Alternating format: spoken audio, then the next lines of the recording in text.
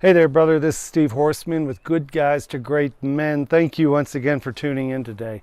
Today I want to talk about this idea of self-love. Have you ever been agitated by people talking about the importance of self-love and self-respect and self-care, self-actualization, right? Connecting with yourself and finding your true self. Have you ever been agitated by this woo-woo sound of, it sounds like almost selfishness or self-centeredness? I want to explain to you what it means to a man to be self-actualized or to be self-loving or self-caretaking. It is not arrogant, it is not selfish, it is not narcissistic for a person or any man to like himself. Now, the reason we talk about this, and I mentioned this in a recent newsletter, is that when you're wanting to connect with your wife or girlfriend, if you're wanting to reconnect that feeling of passion and intimacy and trust and closeness and I said passion, right? It's always about the passion.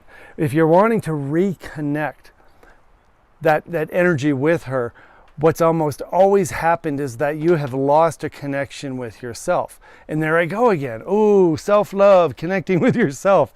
I want to explain what it means.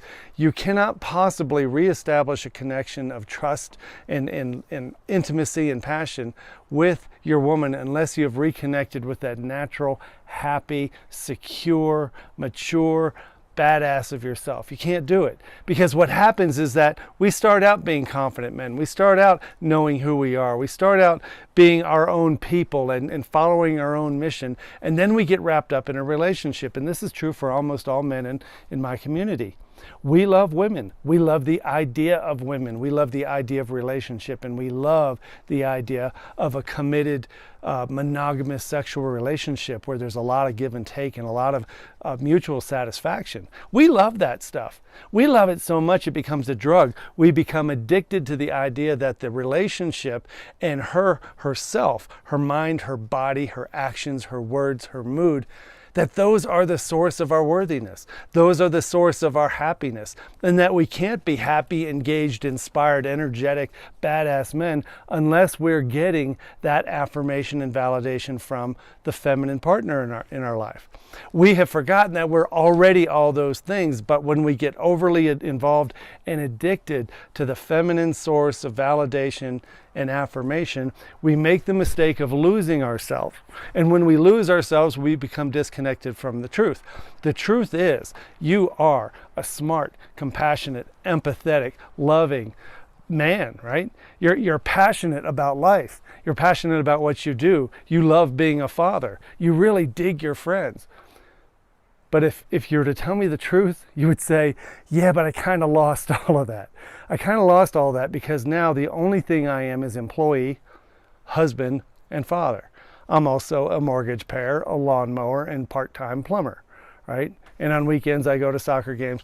And we lose ourselves in the relationship and the identity of father and husband. And then we get pissy and we get whiny and we start begging and getting upset and agitated that we're not getting our needs met. Our needs have to be met by ourselves first. If you want to be happy, you have to find happiness on your own. If you want to feel passionate and inspired about life, you have to find that on your own. If you want to reconnect with that passionate, intimate side of your relationship with your woman, you have to reconnect with that passionate, intimate side of yourself first. You have to understand that your worthiness is there whether or not she's having a good day, whether or not she's reciprocating your hug or your kiss.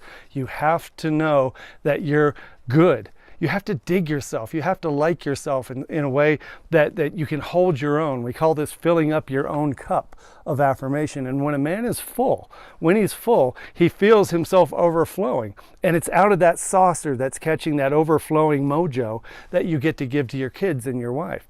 But if you walk around as a half-empty cup, bemoaning the fact that nobody's topping you off with those things you want, you're going to be angry, you're going to be mad and agitated, and you're going to be combative, and you're going to start stupid arguments over stupid stuff. Yes, I have been living in your house because remember, I'm talking to me. As I look into this camera, I'm not looking at you, I'm looking at the 40-year-old version of me. That was 19 years ago. So yeah, welcome to the club, brother. Welcome to the community. This is what we talk about. We get real about it and we start to find who we are independent from our marriages and independent from sexuality with our wife. Who are you when she's not in the room. And that's what we want to help you with. If you want to get more involved in the community, we've got the Men's Live Coaching Roundtable you can find on the website. How to Diffuse the Divorce Bomb community is rocking right now. You need to join one of these. Do something. There's no risk to you. It's almost no money out of your pocket to do this. But the next thing you have to do is something courageous for you. You have to reconnect with yourself and take care of yourself and make a decision for yourself.